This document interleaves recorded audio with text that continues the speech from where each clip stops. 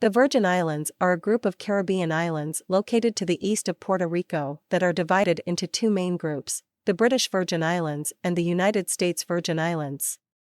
Here is a brief overview of the history of each group. The British Virgin Islands were first inhabited by the indigenous Carib and Arawak peoples.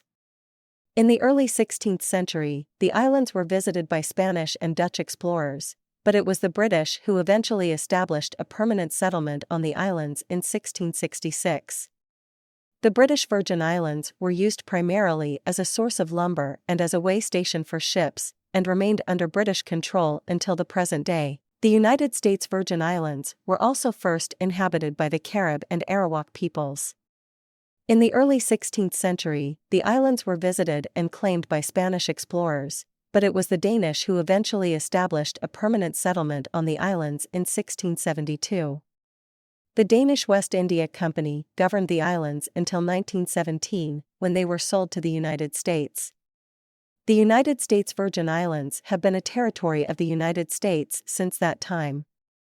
Both the British Virgin Islands and the United States Virgin Islands have a long history of colonization and exploitation, as well as a rich culture that reflects the diverse influences of their indigenous, European, and African heritage.